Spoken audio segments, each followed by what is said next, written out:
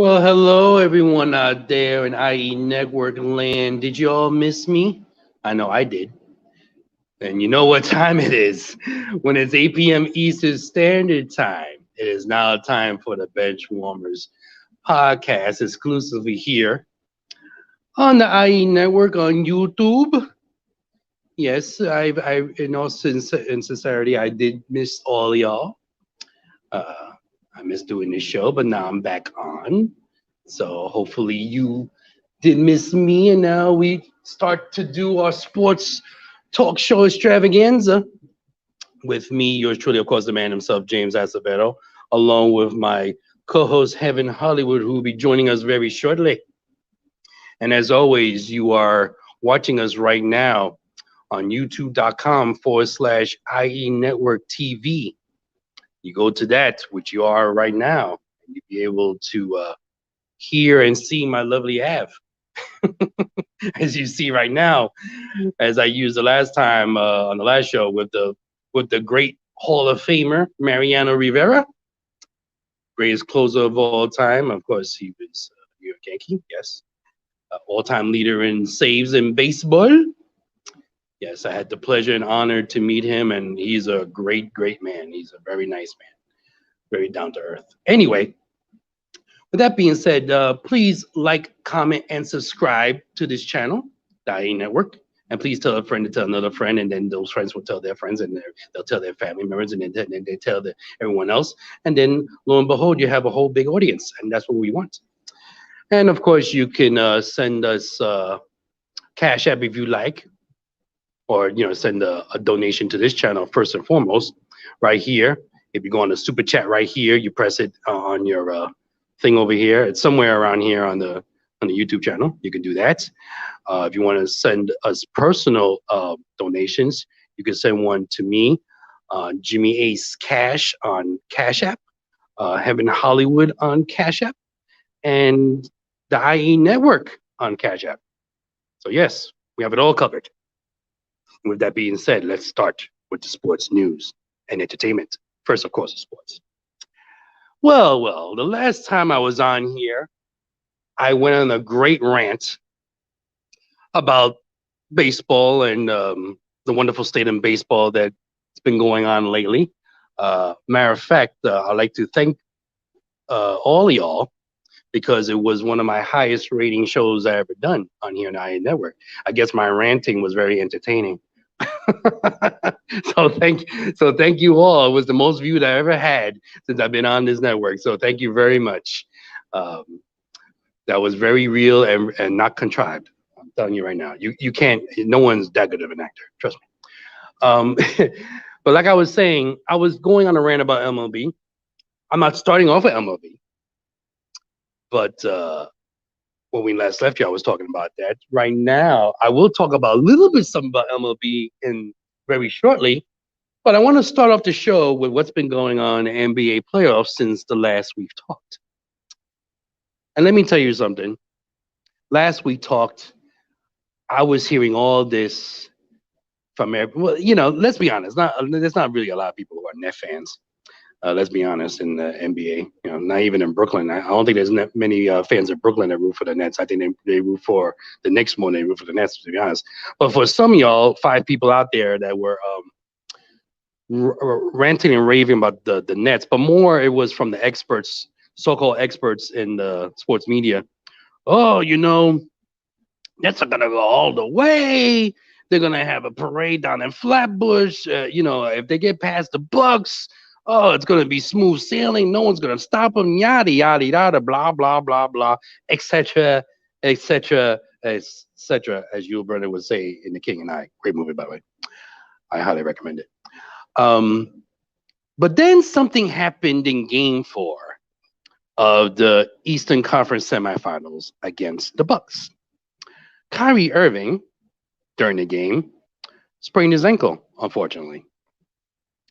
And once that happened, with James Harden on the shelf because he had he pulled a hammy, if I remember, in the beginning of the playoffs in the first round, but the Nets didn't need him because they were so talented and dominant that they made short work of the first round. It wasn't even funny.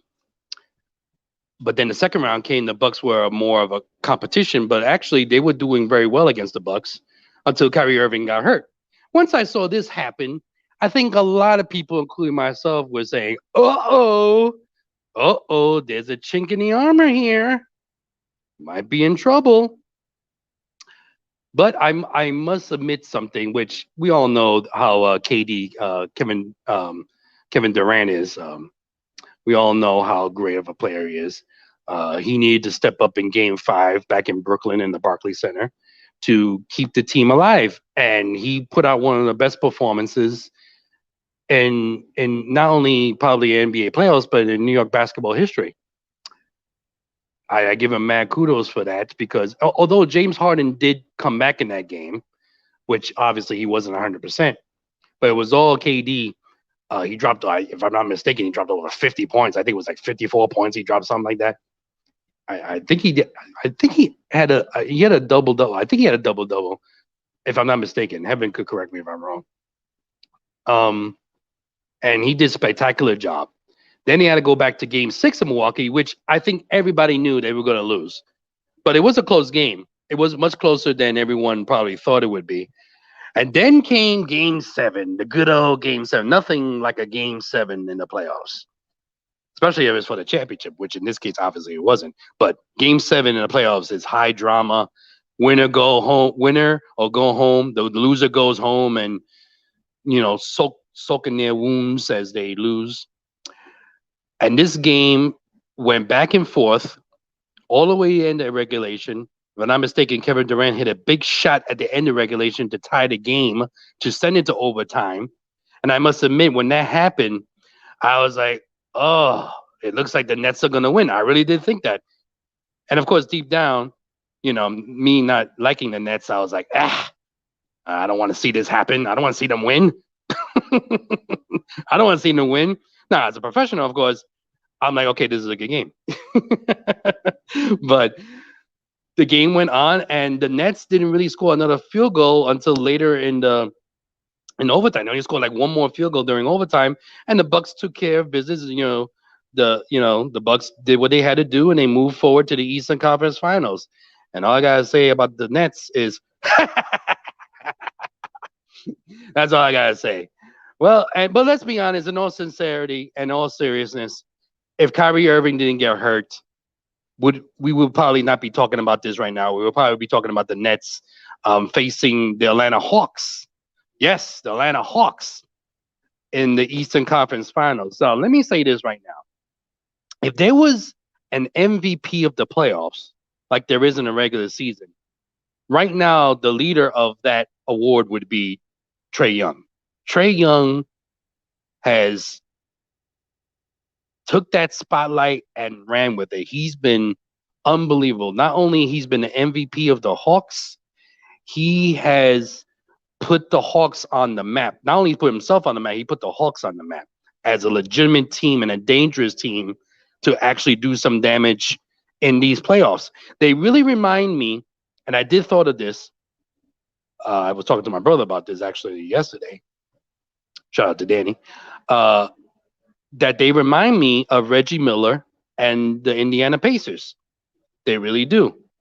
They really remind me of them because the way they just came out of nowhere, no one took them seriously in the playoffs, in 94, because they didn't really do much in 93 in the playoffs. So everyone thought, okay, they're going to be taken care of. And they made it up to the Eastern Conference Finals against the Knicks. And they were actually up 3-2 against the Knicks when Reggie Miller had that spectacular game in that fourth quarter back then. I'm showing my age. I was 21. Jeez, where does time go? And he really put his name and his team on the map, because no one was talking about Indiana Pacers before Reggie Miller made that statement in that series. And they wind up eventually, as the years went by, they got close a few times, losing to the Magic in the Eastern Conference Finals. And then finally, they beat the Knicks in the conference finals that one year in 2000. They faced the Lakers, and the Lakers took care of business, as Heaven would remember, him being a big-time Laker fan.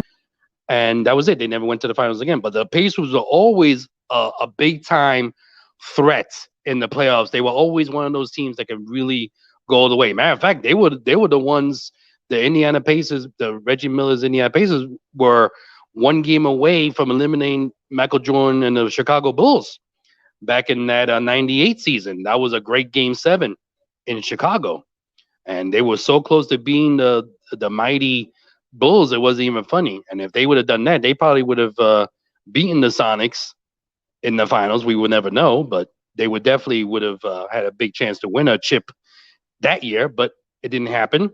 And Reggie Miller went on to be in the Hall of Fame the rest of history. Now, I'm not saying Trae Young is going to the Hall of Fame, but he kind of reminds me of Reggie Miller, the way he's fearless. And when you throw jeers at him, he takes it and embraces it and just runs with it, literally and figuratively. I mean, he's been unbelievable. I think he's been, I don't have the stats in front of me. He has to be averaging near 30 points a game, or at least over 25. He's been unbelievable. He's been just stellar, as they say, astounding. He is the backbone of that team. He's the MVP. Where Trae Young goes, the Hawks go. And in order for them to beat the Bucks, Trae Young has to continue what he's doing, because the Bucks are definitely this is their best chance in the last few years that they have a chance to go the road to the finals. I'm not saying it's going to be easy for the Bucks to beat the Hawks, because if Trae Young keeps up what he's doing and his other teammates chip in with Trae Young, they're going to be a hard opponent to beat. So I could see, this series going at least 6-7 games right now. I mean, the Greek Freak, over there in Milwaukee, he's been very good. He's actually, been through the wars the last few years, and it actually helped, of course, when Kyrie Irving got hurt in that Nets series, that it helped them. They still had to win a couple more games. I mean, let's not forget they were down 3-2 to the Nets. So the Bucks had to win 2 games in a row at home and Game 7 in Brooklyn. I mean, it's nothing like the Garden, because if it was the Garden, it would have been harder for them to win. But nonetheless, they did what they had to do. So kudos to the Bucks. That series is going to be very interesting. But Trae Young, as they call him, with the young people, they call him Ice Trae, because Trey, instead of Tray. That's his nickname, because he's cold as ice when it comes to the big moment, because he's fearless. He's been outstanding, Trae Young. He's been unbelievable. Now with me, he still has to give me another year of a performance like this. And once he does that, then I consider him to be a superstar. Right now, to me, he's just been a superstar in the playoffs. Because this came out of nowhere. Now I know, all these NBA experts are going to say, well, I knew him since, he came out of college and blah, blah, blah. I knew he had a potential of being great. No one did. Okay, let's be honest. Some people probably thought that he was good, but didn't know he's going to be this good. And he's been outstanding. He's been an outstanding player. And that's going to be a very interesting series. And like I said, if Trae Young keeps doing what he's doing, keeping his teammates involved, including contributing his almost practically 30 points a game average, they're going to be dangerous. And don't be surprised if the Hawks will be in the finals. Now, the great thing, let me make this point. The great thing about the Lakers and the Nets being eliminated, it made the playoffs wide open now.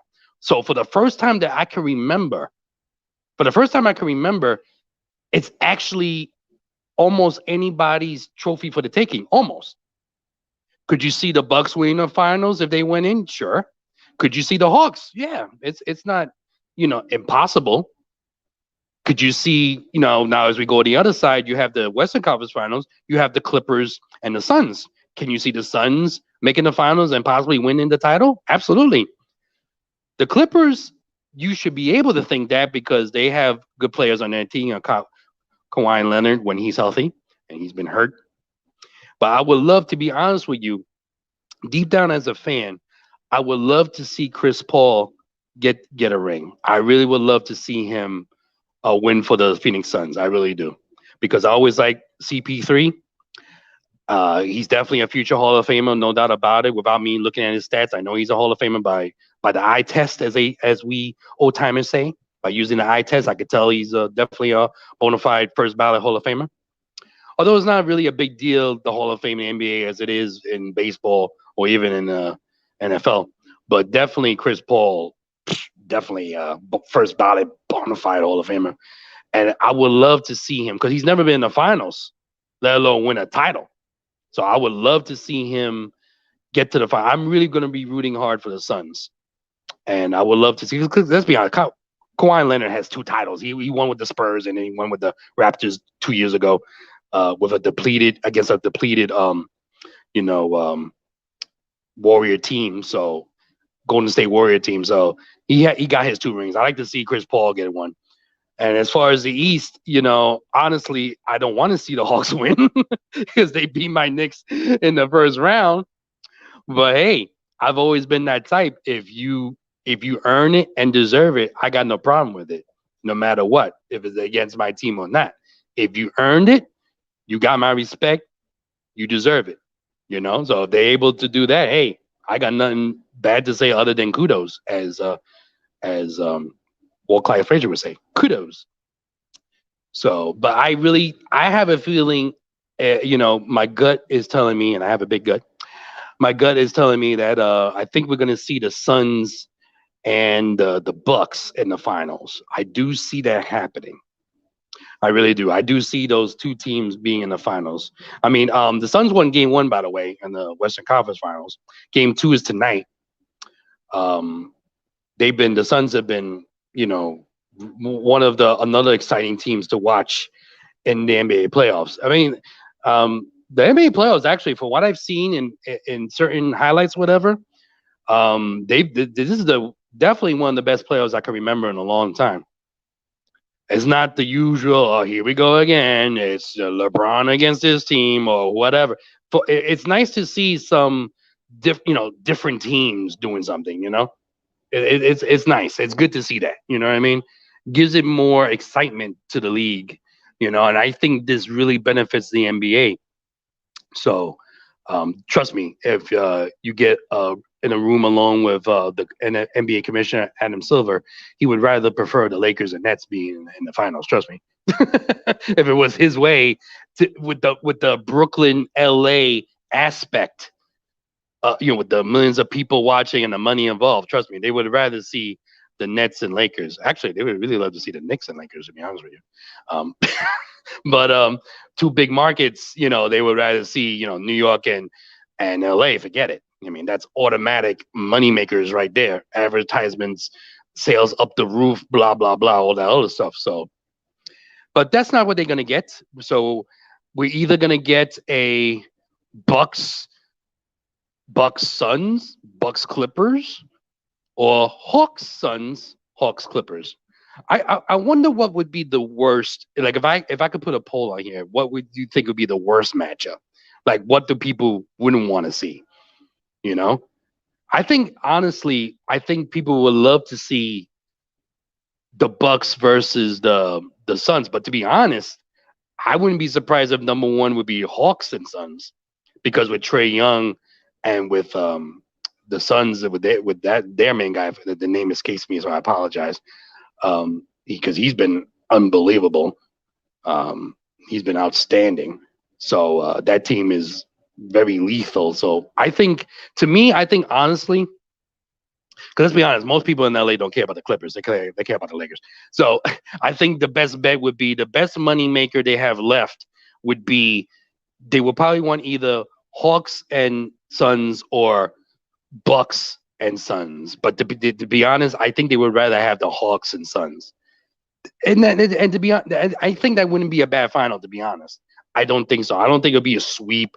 That would really hurt if, like let's say if the Hawks face the Suns and the Suns like swept them, like 4 straight, that would not be good. With final, whatever the finals is going to be, you would like to have a 7-game series, because then it brings more viewers, and the casual NBA fan might become a permanent NBA fan, and that's what the NBA wants. They know the diehard fans are going to be there, They want those casual fans to watch because then that way they could become big time fans.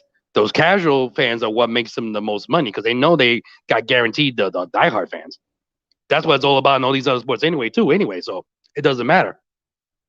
So that's going to be very interesting. I can't remember. It's been a long time since I can remember the playoffs being.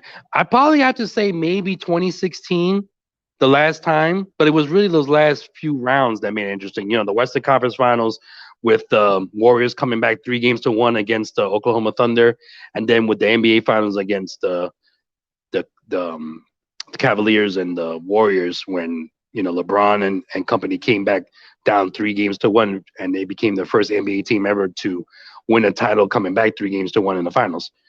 And to do it on the road was even more impressive because that's rare when you see the visiting team winning Game 7 on the road in any sport. Now it's happened the last few years, but there was at least a 20, 25-year run where in any sport, usually if you're on the road in Game 7, you're going to lose and the home team usually wins. But within the last, I would say 6 years, that's been different. Remember the Giants won on the road Game 7 against the Kansas City Royals in that 2014 World Series. And then you had, the Game 7s. Of course, I just told you about Cavaliers and Warriors 2016 NBA Finals. I'm not counting hockey because I don't know hockey that well, but but my point being is lately, the road team has usually won the championship in Game 7, which that was like nearly impossible for the longest time. The one I most remembered as a kid was 1979 World Series when the Pittsburgh Pirates came back. The We Are Family Pittsburgh Pirates came back down 3-1 against the Orioles, and they won Game 7 in Baltimore in old Memorial Stadium, that old stadium that's been torn down forever. But yeah, so like I said, going back to with the NBA, I mean, the NBA should be very proud. The games have been exciting. They've been not boring, that's for sure. And you got new young stars popping out of here with Trae Young and all these, and the guy, this dude from the Suns, and it's good. It's good to see. You need that growth in your league in order for your league to prosper and to reach out to young people. Unlike MLB, where MLB always shoots himself in the foot, and they don't know how to promote their stars. They don't know how to do it. And this is a sport that's almost every day. So you would think a sport that's basically shown almost every day and played every day, you would think more exposure, you would think it would be no problem. It used to be no problem years ago. It used to be, but within the last 20 years, at least in the last 20 years, 21 years or so, since the new millennium, it's gone slowly the other direction in a downward spiral. And now the sport is not even close to being national pastime. It's just called the sport in the past. That's living in the past, basically.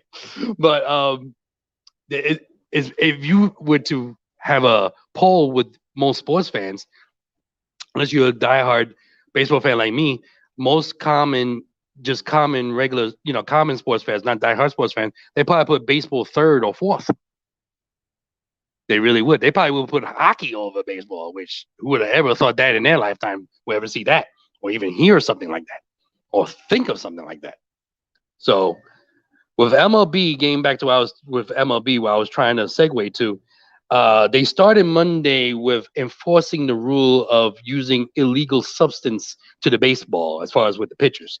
They started that with Jacob deGrom, and how ironic that he was the first guy. And I remember when I first heard it, come on, man, like really? But for what I heard, that was the first game that day. So that's why he happened to be the first guy, which I'm like, okay, whatever. I think because he plays in New York and and on top of that, he's the best pitcher of baseball. That's why they used him first, trying to use him as an example, which, by the way, we all know that Jacob deGrom doesn't use that spider tap or whatever it is called, crazy glue, gorilla glue, sticky, icky, licky, whatever they use. And here's the thing where baseball always, again, does not know how to get out of their own way. We all know rosin and sweat is what pitchers use to get a better grip on the baseball, which is allowed, by the way. There's nothing wrong with that. And by the way, nobody was really saying nothing when they were using this spinal tap and whatever the other stuff is called. No one said nothing because they all know that everybody uses it for the most part. Every pitcher in every team was using it. That's why they couldn't be a whistleblower and say, well, this guy uses it. Well, yeah. Well, if you open your mouth, guess what?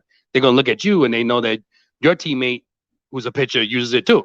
So that's why they kept quiet. But when it got ridiculous, where offense in the league went down and in record fashion, where the average team batting average was like 230 something, 240, which is awful.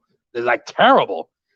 And when it was hitting the bottom line of the everyday player, which is the hitters, and as we gain close to the collective bargaining agreement being over after the season, Robert Manfred, the commissioner of baseball, knows that if he didn't do something about this, it was going to be another big black eye to the players, to the Major League Baseball, and the players union have something else they can use against baseball to say, hey, you didn't protect us, as hitters.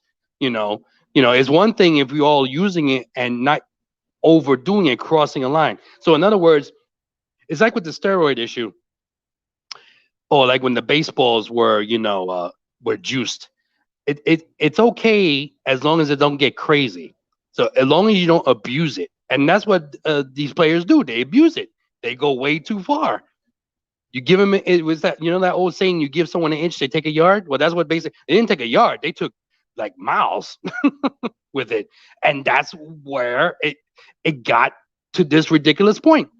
And these pitchers shouldn't be pissed off. Like, I forgot that guy's name from Tampa Bay. Oh, I hurt my shoulder because I didn't get to use the substance I usually use.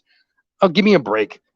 That's not the reason why. The reason why is because you don't know how to throw a baseball properly. It had nothing to do because you didn't use the sticky stuff. I forgot what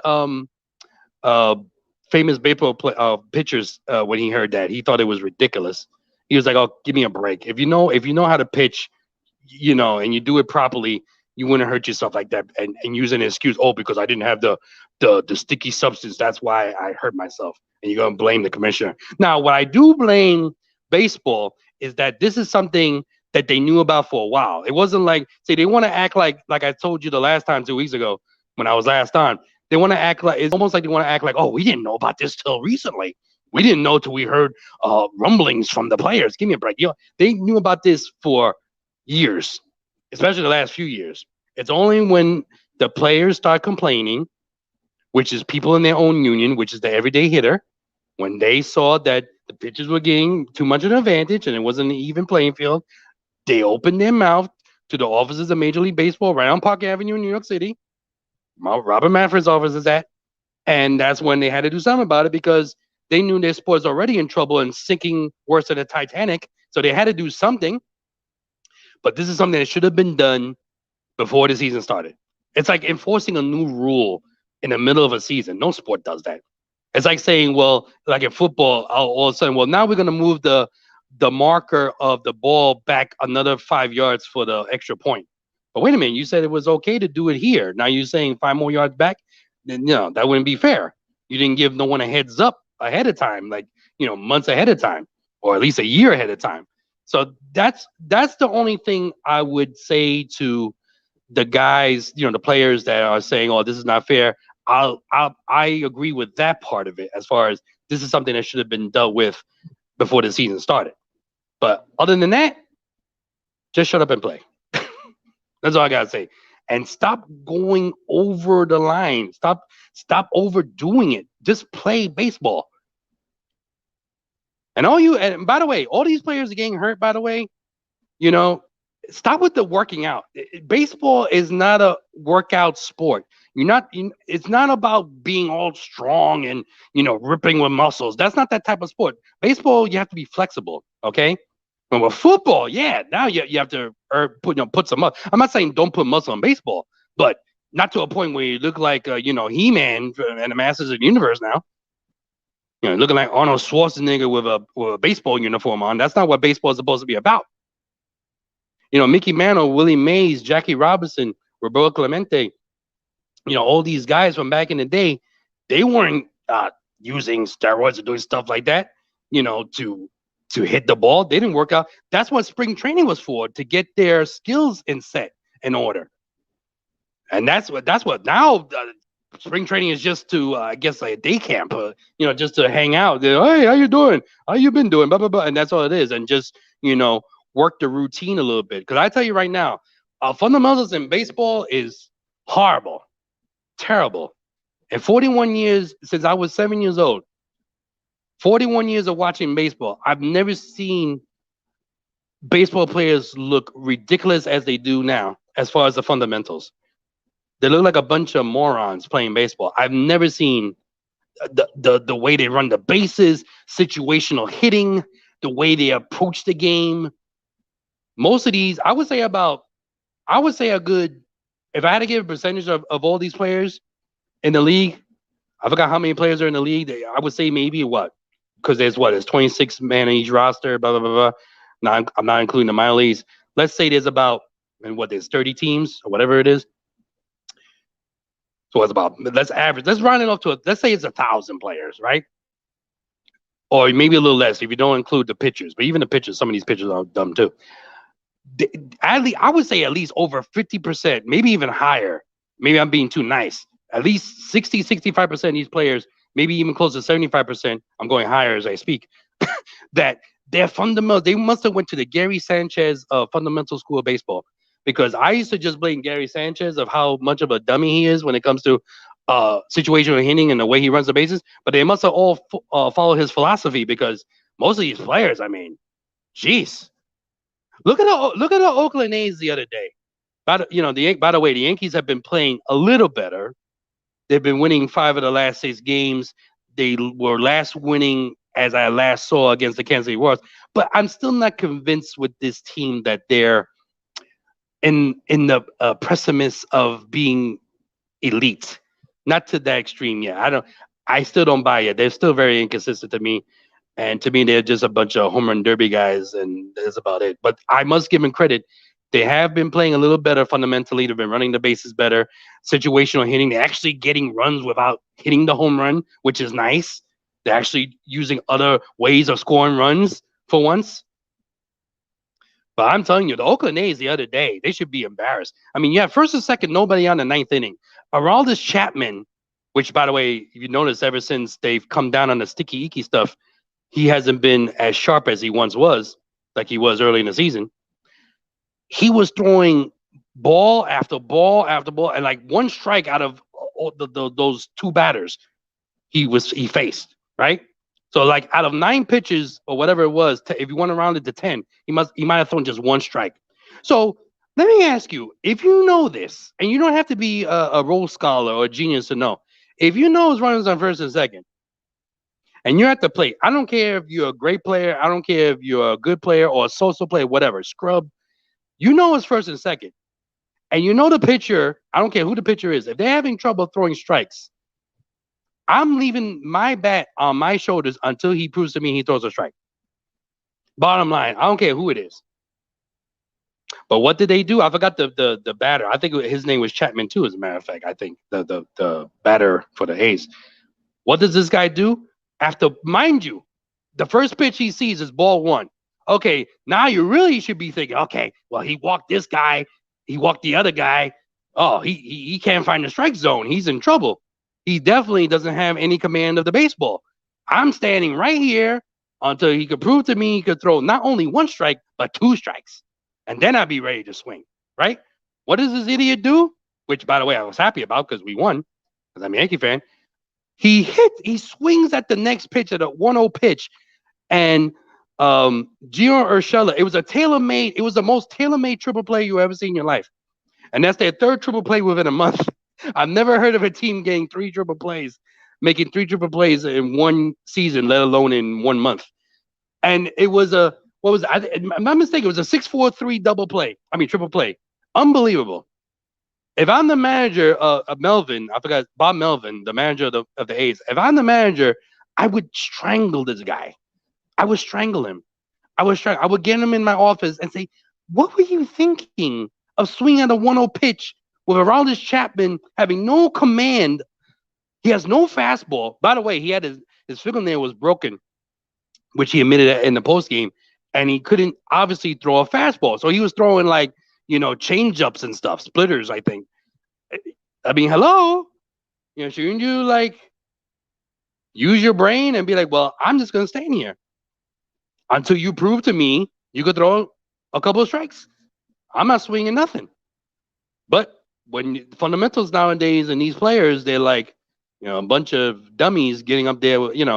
It's amazing. If I had 1/10 of their talent, I mean, I'm telling you, sometimes I just bury my face in my hands and shake my head. SMH, shaking my head. It's just unbelievable. Just baseball in general. It's just, and if I wasn't such a diehard fan, I would have not cared less of this sport. But because I love this sport so much, because it's the first sport I loved before I loved the NFL and before I loved the NBA, this is my baby, baseball. Baseball is my baby. And unfortunately, this baby is not aging well. It's not aging well. It has a very bad sickness right now. It has a bad sickness of stupidity, is what it has, and not evolving, and not knowing how to make the game more exciting and more watchable to these young kids. Because kids in the streets, let me tell you something, they don't care about baseball no more. It's either basketball or football. That's it. Even soccer is more interesting to them than baseball. That's why RBI Harlem, which I give kudos to them, they've been doing a great job of promoting the sport for the kids in the cities, and especially in Harlem, New York. I think Mark Teixeira, former Yankee, he's still involved in that project. Last time I checked, the projects like that and getting kids to get into baseball is what's going to save the sport. Because I'm telling you right now, and I said this 2 weeks ago, if they do not improve and they do not try something with the sport to make it more exciting and make it less strikeouts and more ball in play, because if you have strikeouts, if you just have strikeouts and home runs, it just the sport has turned into a home run derby. Like, who cares? If all the scoring is just home runs, who cares? It's a boring exhibition and not a sport. It needs to go back to being a sport again. The hit and run, stealing bases, the ball in the gap, going first to third, bunting. Oh, you ever heard of that? Bunting. Oh, and I'm not talking about the bunting you put up, for decoration. I'm talking about, putting the bat to the ball and bunting the ball, doing that. It's a lost art. Very few players know how to bunt anymore, which is astounding to me, because that's something you're supposed to be doing in spring training and supposed to be doing since you were a little kid in Little League. We did that in Little League many moons ago. It's like, well, I make a certain amount of money now. I don't need to do that anymore. I just, and you know what? One of the things I blame is StatCast, that Amazon StatCast that came out in 2015 with the launch angle and the miles per hour it comes off the bat. I blame all that, because then all these players, they think about the launch angle they swing and not about just hitting the ball where it's pitched to. Before, it would be, okay, hit the ball where they ain't. You know what I mean? Wherever the ball is pitched to, that's where you hit the ball. Hit the ball in the gap. Hit the ball down the line. If you happen to hit a home run, fine, but not swing for the fences every 2 seconds like most of these players do. I mean, strikeouts used to be an embarrassment for a hitter. If you struck out 3-4 times in a game, it would be embarrassing. And just one game. Now, it's like they do that every game. They go, oh well. It doesn't matter. It's like the art of just being embarrassed of striking out it don't exist no more. And a strikeout used to really mean something more. It used to, because when you saw somebody strike out, a pitcher strike out 10 plus batters, it was like, wow, you never see this. That's rare, because these are professional hitters. Now it's every night you almost see it, especially when they're using the crazy glue or whatever they're using. That's one down. By the way, ain't it funny when they started policing that all of a sudden the offensive numbers went up, the runs went up, and all of a sudden now we're seeing slugfest. Gee, I wonder why. But this is my point. Baseball's in trouble, and I'm telling you right now, I do see a strike after the season's over. So, to my diehard baseball fans out there, enjoy while it lasts. Because don't be surprised, less than a year from now, we're gonna go through a strike, just like 1994. I'm not saying the whole season will be gone, but all I'm saying is don't be surprised. That's all I gotta say. Do not be shocked. That's all I gotta say about that. So it's just, it really is just an embarrassment. They ever since when they when they've stopped with this use of the sticky stuff as much, um, like I said, it's improved with the offensive numbers and stuff like that. But baseball still has a long way to go. They really do, especially like I said, to keep the game, make the game more watchable to the younger generation. Because, like I said before, once my generation's gone and the generation after me, you know, baseball's in trouble. Baseball might be extinct 20, 25 years from now. Don't be surprised. Everyone think it would be the NFL. No, it would be MLB. I'm telling you right now, mark my word on it. I hope that never happens. Hope that never happens in my lifetime. I hope I never get to see that day. If it happens, I hope I'm gone. I hope I'm not here no more. But if it does, happen when I'm still around, I would not be surprised. It would not surprise me, unfortunately. So we shall see what we shall see. So, it's just it's a shame. It really is a shame when it comes to that because, you know, but I do say this when it comes to baseball, it is enjoyable when you're there in person. It still is the most affordable sport to go to take a family, as long as your family is not asking 2 seconds for hot dogs and cracker jacks and stuff like that. And you don't have the car parked in the parking lot with especially in New York when they charge like $25 for parking, which is insane. It's ridiculous. But because of these players getting on these big, 10 quadruple billion contracts, that's why a pretzel is like 10.25, and an ice cream is $12. It's ridiculous. It really is ridiculous. But it's the best sport to go to live. I do. I always thought that NFL was the best sport to watch on TV, especially HD TV. NFL is the best sport to watch at home. Baseball is the best sport to watch in person. And I've also heard, which I haven't had the pleasure of watching, I've heard NHL hockey is the best to watch in person too, for what I've heard. NFL, I've been to, preseason games, and it's cool to be there, but to be honest, it's much better on TV, to be honest with you. Much better. NBA, I would say either way, depending on your seat. If you have a good, decent seat, whether you're in a upper deck, decent seat, or, I never would be in the floor because, I like to see everything. I like to be right there. I like to be a little elevated with my seat, maybe in the mezzanine or something. But you have good seats like that in the NBA, yeah, it's a great sport to watch in person. Absolutely. I've had the very fortunate to be right there at certain times when I snuck down back in the day, me and my brother in the garden. Now they will probably throw us in jail if they do it nowadays, but this is back in the 90s. But yeah, but on TV, absolutely, of course, the NBA is great on TV too, but it's also good in person too. Football, for some reason, is not as good in person. I don't know, maybe it's just me, but it's just not. It's different. I mean, I'm not saying it's boring when you're in person, but as far as seeing the whole field and seeing everything, I don't know. I think it's much better on TV, especially with these 4K TVs and everything. Forget about it. It's unbelievable. But yeah, so that's all I have to talk about right now.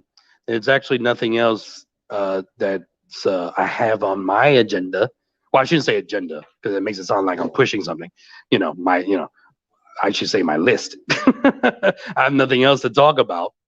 So I guess we can call it a day for now, as far as I know, because that's it. So I hope you enjoyed this this tonight's show of the Benchwarmers live show exclusively here on the IE network. I usually always come on here every Tuesday night, 8 p.m. Eastern Standard Time on the dot with me and my co-host Heaven Hollywood. You could, like I say, you could please like, comment, and subscribe to IE network. Thank you all in the chat room for chat chatting. I appreciate you all. You know, shout out to Reese for being on. Shout out to Joseph. Shout out to Jesus, so many people in here. It's ridiculous. Shout out to everybody. I really appreciate you all support. And yeah, that's about it. So tune in next week, and we'll have more to talk about. And hopefully, when I get off the show, the Yankees are maintaining that 2-0 lead. You know, it is the crappy Royals, and they haven't really been playing well this season, so they better be doing something. They better be still winning, or especially with Garrett Cole pitching. You know, I bet not. You know, he better, and no excuse to lose against them. But as John Sterling would say, that's baseball, Susan. So we'll see. But anyway, thank you all for watching and listening. And I'll check you all next Tuesday. Thank you all for your support. Like I said, like, comment, subscribe to the IE Network. Please tell a friend to tell another friend and tell everybody else that is interested in our shows. We got a plethora of content. We have Monday nights. We have Real Talk, REEL Talk. That's the movie and TV show we have on here with my producer. By the way, shout out to my producer, the director, aka Wes Clark, for doing another outstanding job as always. He hosts the show Real Talk on Monday nights, 9 p.m. Eastern Standard Time with the Jedi Council. You know, Ralph and Kev, who's the Jedi Council. They usually have great guests on. That's people that are in the business, the movie business, whether behind the scenes or on screen. That's an excellent show. A show that's been around. They've been doing it now. What, 6 years? Since 2015. Matter of fact, no, I think since 2014. What I'm talking about, I think it's been 7 years. Matter of fact, it's at least 6-7 years they've been doing the show together. So going back in the days of Dollhouse Radio. So that's yeah, excellent show. Definitely, if you want to know what's going on in the behind the scenes entertainment world with upcoming projects, guests, people behind the scenes that do outstanding work in the business, that's a show that definitely I would highly recommend to watch. That's Real Talk with the director Wes Clark as the host and the Jedi Council, Ralph and Wes. Also, my co-host does his Heaven Hollywood Experience when he tells you all the stuff that's going on, all the gossip and stuff. And if you think TMZ is something, Heaven has them blown away. And I'm not just saying that because he's my friend. That is the truth. He gets stuff that even they don't get most of the time. So trust me when I tell you, he has his connections. He's outstanding. So if you want to know what's the scoop of what's going on in the entertainment world, definitely watch the Heaven Hollywood Experience when he comes on with his lives, and also the video uploads that he does when it comes to certain entertainment topics, Nicki Minaj and all that other stuff, whatever's going on in the hip hop scene or whatever. He's always right on point when it comes to with his stuff. So highly recommend that. And of course, we got Block TV with Lex. Yeah, we have her doing her thing, and shout out to her doing her show. That usually comes on. That's usually like a 10-minute segment. Comes on once a week, usually in the middle of the week. No precise time, just it comes on once a week. So just have your alert on the channel on IE Network for that, so that way you'll know when any of the uploads or any live shows come on your way. So yeah. Lex Calderon. Hopefully I'm not butchering her last name, and if I am, I sincerely apologize. Especially when I'm Puerto Rican, I should know Spanish, how to pronounce Spanish last name. So trust me, I know how it is when people say my last name, Acevedo.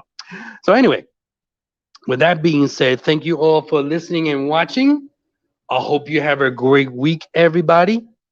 For Heaven Hollywood and for the director Wes Clark and everybody else and the IE Network family, we bid you all adieu and have a good night and have a great week. And as I head off into the IE network horizon, I say this to you all: be good, be safe, be good to one another. It's not hard, you know. It's not as hard as you think. Okay, respect each other, and as always, latest and tomatoes. Peace.